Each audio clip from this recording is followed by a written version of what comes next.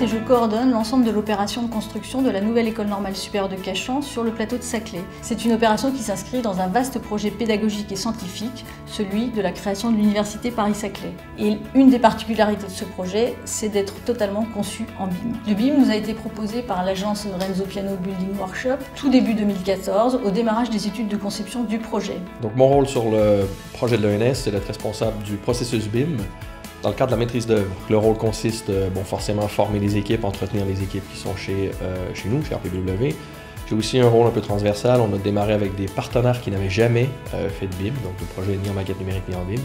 On a passé beaucoup de temps avec eux, à leur expliquer ce qu'on voulait, ce qu'on attendait d'eux. Pour nous, le BIM présente de nombreux avantages. Tout d'abord, c'est un travail collaboratif entre les différents corps d'État. La collaboration s'est faite avec les différents bureaux d'études avec qui on a travaillé, structure CVC. On a aussi travaillé très étroitement avec le cuisiniste, par exemple, avec les gens de la scénographie, avec les gens de la signalétique. Ce travail a permis d'améliorer énormément la qualité des études en éliminant les différents conflits de positionnement dans l'espace des différents ouvrages, et ce très en amont, et donc avant de les découvrir en phase chantier. Et donc au final, c'est un gain de temps et d'argent. La maquette BIM a également permis aux futurs occupants de s'approprier le projet. On a eu des réunions avec les usagers qui nous ont permis d'exprimer ce qu'on voulait faire dans notre design, d'avoir des discussions avec eux pour valider ou ne pas valider ce qu'on présentait, code couleur, maquette 3D, vue 3D.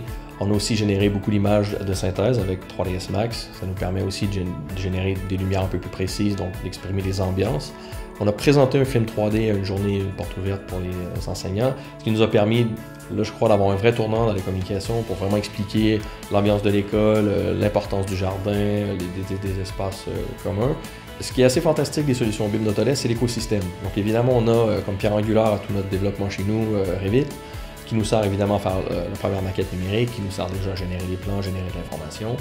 On a ensuite Navisworks qui se greffe à tout ça pour faire chez nous une pré-synthèse. Donc avant de partager nos maquettes avec nos collaborateurs, on aime bien que ce soit propre pour résoudre certains problèmes. Donc c'est clairement l'écosystème de chez Autodesk qui fait que toutes les informations sont bien imbriquées l'une dans l'autre. Ça nous permet de collaborer de façon très efficace et aussi très rapidement. Un des autres intérêts du BIM, c'est également de pouvoir récupérer en fin de chantier l'ensemble des informations relatives au bâtiment dans un seul et même modèle numérique, le BIM. Toutes ces informations vont faciliter l'entretien et l'exploitation maintenance future des bâtiments. Au final, tout cela génère des économies. Il faut savoir que l'exploitation maintenance d'un bâtiment, cela représente de 70 à 75% du coût global d'un bâtiment sur 50 ans.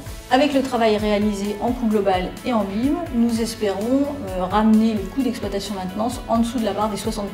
Pour ce projet, nous avons été récompensés par le BIM d'or. Le BIM d'or, c'est un moment hyper important pour toute l'équipe. Nous sommes très fiers d'être pionniers sur le BIM pour la construction d'une grande école publique française, d'autant plus qu'à l'ENS, travailler sur des solutions innovantes, c'est en parfaite cohérence avec notre démarche scientifique.